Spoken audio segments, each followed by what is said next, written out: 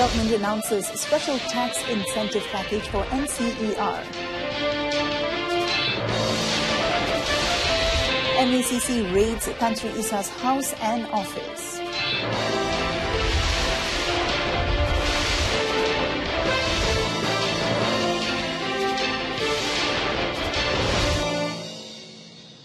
Hello and good evening. I'm Mona Priya. Welcome to News on 2. A special tax incentive awaits the Northern Corridor Economic Region NCER to help attract quality investment in 4 states in the Northern Corridor Implementation Authority, Perlis, Kedah, Pulau Pinang and Perak. Prime Minister Datuk Sri Najib Tun Razak said the special tax package was formulated especially for companies in the manufacturing, agriculture, bioindustry and services. Speaking before launching the NCER Development Blueprint 2016 to 2025 2.0 at the Setia Spice Convention Centre in Bayan Baru, Pulau Pinang today, Datuk Sri Najib said the package will help elevate the investment in the 4 states to a higher level. Dengan dedikasi yang diperlihatkan oleh NCIA dan kerjasama erat antara agensi peringkat persekutuan dan negeri dan juga pihak swasta, saya yakin bahawa visi untuk menjadikan NCR sebagai destinasi bertaraf dunia dan pembangunan yang lebih seimbang dengan social equity akan menjadi kenyataan. Focusing on 7 catalytic growth node projects, 28 transcending border projects and 45 localized high-impact projects, the blueprint will create 161,197 jobs across the 4 northern states. The 80 strategic projects in the Blueprint 2.0 will continue to spur the economic growth in the region and help the states in the NCER to fulfill their respective economic potentials.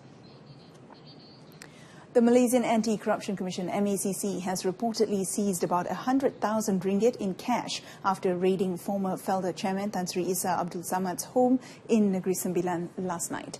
MACC officers also raided Tan Sri Isa's office at the Land Public Transport Commission SPAD, where he is the acting chairperson.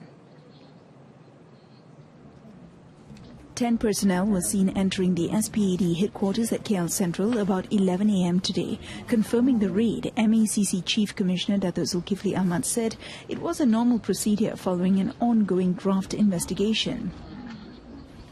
Saya difahamkan pada pagi ini kita telah buat pemeriksaan di SPAD. Jadi ini adalah proses biasa bila kita tangkap seorang tu, kita akan pergi pemeriksaan di rumah, pemeriksaan di pejabat. Itu proses biasa dalam siasatan itu tidak lain. Met today, he said that he can neither confirm nor deny future arrests to be made on the case. Pressed on whether MACC intends to freeze Tan Sri Isa's assets or investigate other members of his family, Datuk Zulkifli merely said that the investigations were still ongoing. Tan Sri Isa is under remand to facilitate investigations into Felda Investment Corporation's allegedly overpriced purchases of 2 hotels, one in London and one in Kuching. Meanwhile, an interim chairman for the Land Public Transport Commission SPAD will be appointed within the board members. The position held by Tan Sri Isa Samad has since been vacant after his arrest by the MACC yesterday.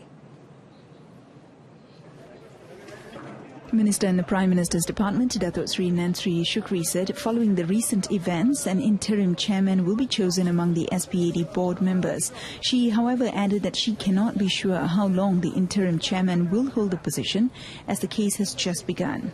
Tan Sri Isa, who is also the former Felda Global Ventures Holdings Berhad chairman, was nabbed when he presented himself at MACC headquarters yesterday. 2 months ago, the Prime Minister's office announced his appointment as acting chairman of SPAD. The Education Ministry will apply the National Blue Ocean Strategy approach to address problems such as discipline, drug abuse and others at hotspot schools identified nationwide. Its Minister, Datuk Sri Madzir Khalid, said a committee had been set up for the purpose after receiving the list of 402 hotspot schools from the Royal Malaysian Police. Datuk Sri Mahathir said the police, parents, teachers associations, non-governmental organizations and the alumni of the schools concerned will also cooperate in addressing these issues. Kita buat secara endorse Blue Ocean Strategy dengan agensi-agensi kerajaan yang lain seperti we have the committee together with police, NGO, parent teacher association, alumni sekolah, ini yang masuk semua dalam komiti itu dan kita nak tackle isu yang ada di sekolah. Datuk Sri Mahathir was met after opening the DPKG Guru Muda One Malaysia Cafe program in Kepala Batas, Pulau Pinang. He said the ministry will delegate power to the education directors to take further action and set up similar committees at the state level. A total of 54,103 public and private universities graduates were recorded unemployed 6 months after they graduated last year. Data also showed that the highest unemployment rate was among applied science, business administration, human resource management, accounting and social sciences graduates. Higher Education Minister Datuk Sri Idris Juso said that various strategies have been employed to raise the marketability of graduates. Among the strategies was to launch the 2 university, 2 industry in a few selected public universities, which allows students to undergo 2 years of learning in university and another 2 years of industrial attachment. Yang pertama dilakukan oleh kementerian ialah untuk mewujudkan ICGPA ataupun Integrated CGPA. Cara menilai pelajar yang melebihi pencapaian akademik mereka dengan menilai keusahawanan mereka, dengan menilai cara komunikasi mereka, menilai kemahiran sosial praktikal mereka, bermakna menilai pelajar dengan lebih holistik. Meanwhile, the ministry has also set up an Industry Centre of Excellence, ICOE, and the Gap Year program to enable students to postpone their studies for a year to gain experience in registered community programs. Malaysia aims to be the 3rd ASEAN country accepted into the United States Visa Waiver program. Deputy Prime Minister Datuk Sri Dr. Ahmad Zahid Hamidi said the government was optimistic of achieving this mission through the implementation of the National Immigration Control System, or SKIN, by the year 2021. Speaking in Dewan Negara today, the Deputy Premier said Malaysia had already fulfilled 6 of the 7 conditions set to get the visa waiver. He said only 1 condition had not been met yet, which was a visa rejection of less than 3%, while Malaysia's rejection rate was currently at 3.7%.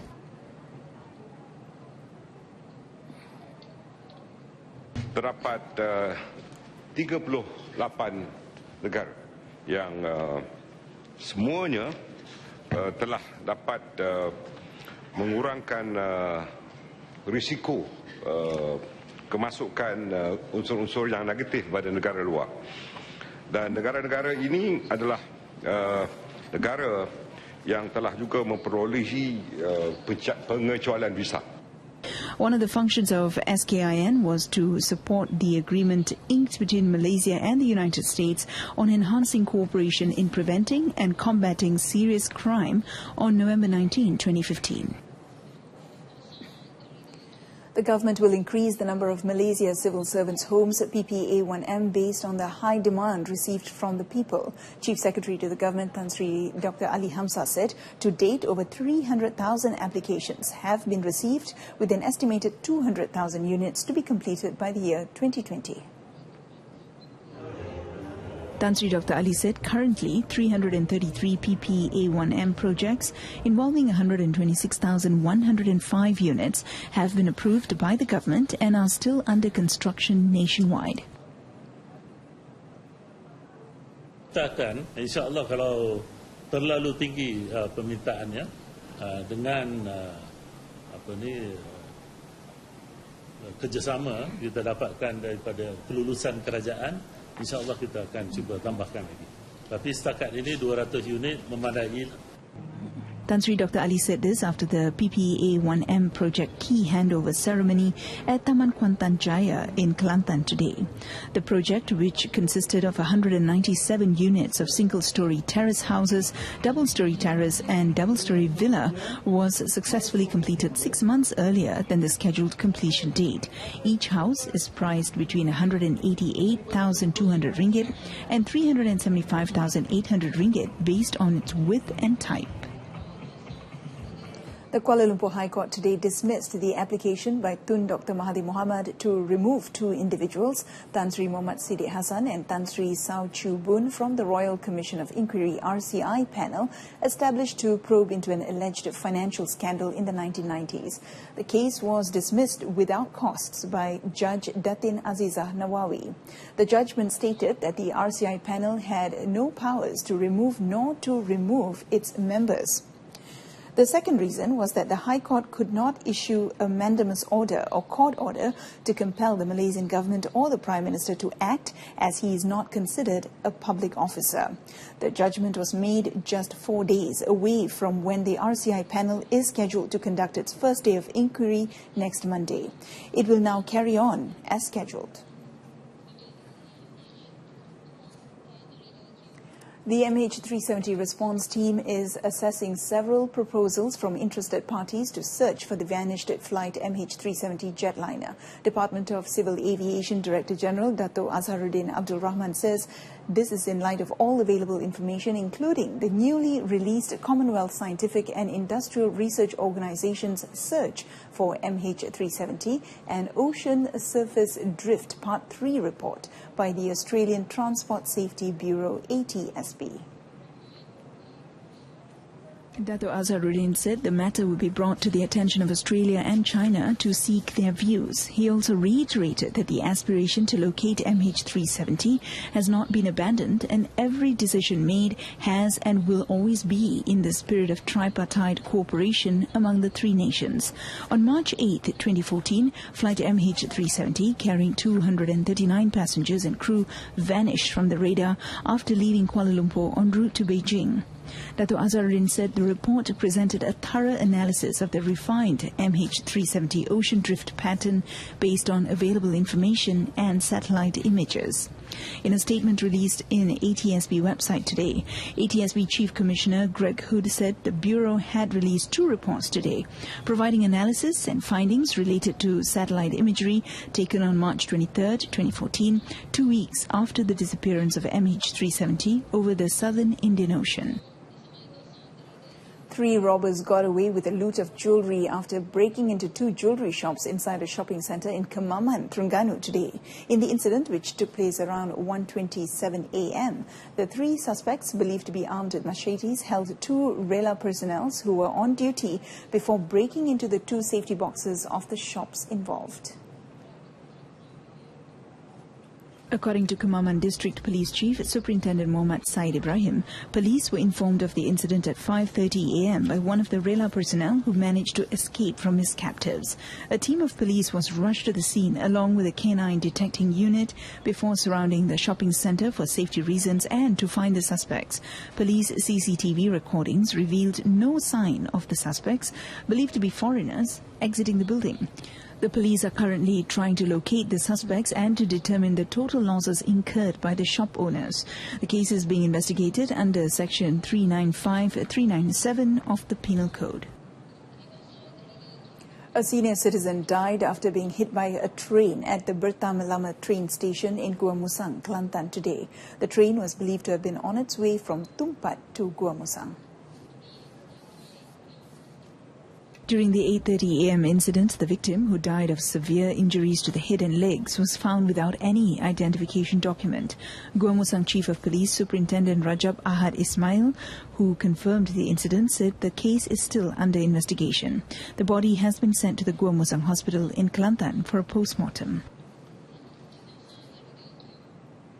Around 100 people lost their homes when fire engulfed a longhouse belonging to 22 families at Long Aton Tinjar Baram near Miri, Sarawak. Zone 6 Fire and Rescue Department Senior Officer Lau Po Kiong said although the fire broke out at about 9 p.m, they only received a distress call at 11:50 p.m. Add to this, they had to endure some difficulties to reach the scene as the place is only accessible by ferry or logging routes, which took them about 6 hours. Fortunately, no one was injured in the incident. Meanwhile, Telang Usan State Assemblyman Dennis Ngau, when contacted, said the Miri Welfare Department will provide aid to the families as soon as possible. The Longaton Tinjar Baram Longhouse was built in 1979 and many of the original families had since moved on to build their own homes. For the record, a total of 20 cases of Longhouse fires were reported in Sarawak since January until August this year, with losses estimated at more than 11.4 million ringgit. Coming up, 200 million ringgit fund launched to boost energy efficient projects.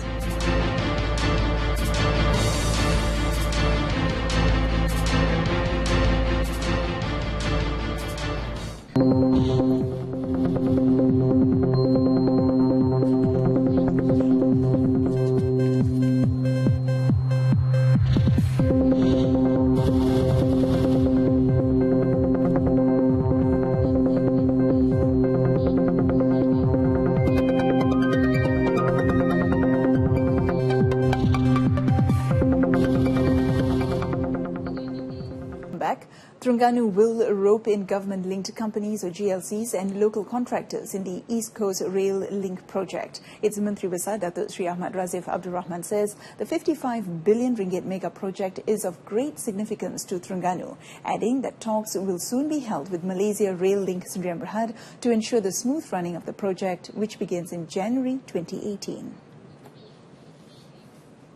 The state government believes that the people of Terengganu will benefit from the many positive impacts expected throughout the 3 phases of the ECRL project. Kita amat bertuah kerana kita adalah merupakan antara negeri yang banyak menerima yang mendapat stesen, termasuk cargo station dan juga passenger station. Jadi di sini akan memberikan satu impak yang baiklah pada ekonomi negeri Terengganu. The 3 East Coast states, Pahang, Terengganu and Kelantan, will also achieve additional economic growth once the project is completed in the year 2024, following an improved transportation network from the West Coast to the East Coast. The government has launched a 200 million ringgit energy performance contracting fund to help energy service companies implement energy-efficient projects in the building sector. Ministry of Energy, Green Technology and Water Deputy Secretary General Datin Badaria Abdul Malik said through the fund, more energy-efficient projects can be implemented and drive the growth of more efficient energy service companies in the country. Datin Badria said the initiative also contributes to the reduction of electricity consumption involving 1,050 gigawatts per hour, which is equivalent to 399 million ringgit during the first 5 years of its implementation. 200 juta ni kita anggarkan untuk baik untuk tempoh selama 5 tahun. Tetapi jika dia bergerak lebih pantas daripada yang kita anggarkan, seperti Menteri sebut tadi, kita akan berusaha mendapatkan dana lain daripada bank-bank yang lain. Sebab ini adalah permulaan. She said this after the launch of the fund by its minister, Datuk Sri Dr. Maximus Ongkili. 130,000 job opportunities were provided through projects under the Northern Corridor Implementation Authority, NCIA. Various projects implemented under NCIA have also helped spur economic growth in Perlis, Kedah, Perak and Pulau Pinang in the quest to achieve the target of 300 billion ringgit gross domestic product by the year 2025. In light of such achievements, NCIA CEO Datuk Reza Rafiq Abdul Raza is confident that the launch of the Northern Corridor Economic Region NCER Blueprint 2.0 development will be a pioneer of economic development in the northern region. Pembangunan NCR dia melangkaui 3 gelombang. Gelombang pertama merupakan proses di mana kita meletakkan infrastruktur pemangkin. Gelombang seterusnya kita telah membawa masuk penglibatan sektor swasta ke wilayah ekonomi koridor utara dan ini telah melibatkan pelaburan sebanyak 79.9 bilion. Gelombang ketiga ni ya akan melihat kepada pengkhususan ya, dan akan memberi penumpuan kepada komponen-komponen yang penting. 80 high-impact projects in the manufacturing, real estate, logistics, tourism and agro-science sector have been identified to enrich the population in the northern region. Dato' Reza said this after the launch of the NCER Blueprint 2.0 in Bayan Lepas today by Prime Minister Datuk Seri Najib Tun Razak. Local airline Firefly Sdn Bhd is fully committed in the Malaysian Aviation Commission's decision of imposing a RM1 passenger service charge PSC levy when departing Malaysian airports as early as 2018. Its Chief Executive Officer Ignatius Ong, however, hopes for the levy charged on the passengers is at par with facilities provided at the airports. That just make sure the airport facilities it's synchronized to the price that we pay. MACC is the regulator, so I'm sure they will come up with a pricing model that works. So that means facilities should upgrade first. Facilities must be present, must work. He said this after announcing a collaboration between Firefly and insurance provider AIG, along with travel and airline booking portal Expedia Travel. Meanwhile, Ignatius said Firefly will focus on reaching its target of 1.5 million passengers for 2017 before embarking on any future decision, including acquiring new aircraft. Firefly, a subsidiary of Malaysia Airlines Berhad, achieved 800,000 passengers for the first 7 months of this year. Attacker gets a life term in brutal killing behind to beat Causeway rival Singapore 2-1 and register their second consecutive win in Group A of the SEA Games football competition at the Shah Alam Stadium yesterday. Singapore dominated the early proceedings and took the lead in the 38th minute with a superb strike by Muhammad Amiruddin Muhammad Nordin from outside the box.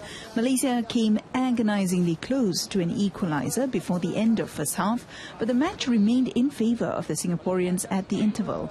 Coach Ong Kim Swee brought in Muhammad Nur Azam Abdul Aziz and Tanabalan in the second half, and that was proven to be the change maker. Muhammad Nur Azam equalized in the 68th minute.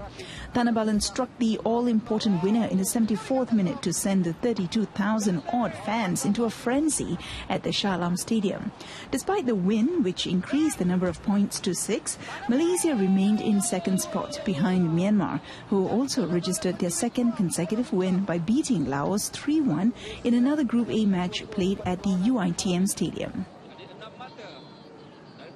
Malaysia celebrated a golden double at the archery range in Bukit Jalil today after the men's and women's compound teams retained their respective gold medals. After a disappointing day in the individual events on Wednesday, the compound archers redeemed themselves with a solid display in the team events.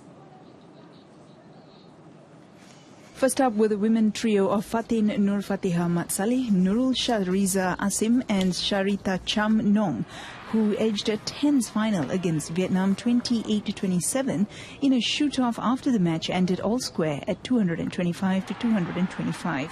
Sarita defied the pressure as the final shooter to clinch the winner in the shoot-off with an impeccable 10. Inspired by the women's success, the men's team of Juwaidi Mazuki, Zulfadli Ruslan and Lee Kin Lip dominated their final against Singapore, never trailing to post a comfortable 2-2-8 to 2-2-2 win. The 2 gold medals added to Malaysia's tally of a silver and a bronze, won on the opening day of the archery competition at the synthetic turf field. Indonesia defeated Thailand 225-222 for the men's team bronze, while Philippines claimed the women's bronze by beating Vietnam 233-230.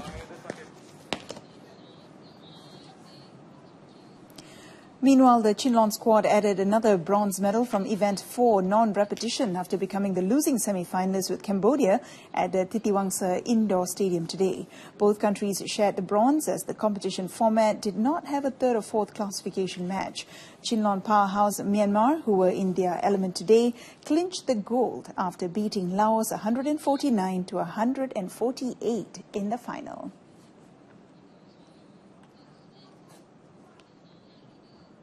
And that concludes this evening's News on 2. In our top story today, MACC seizes 100,000 ringgit from Tan Sri Isa's house and SPAD office.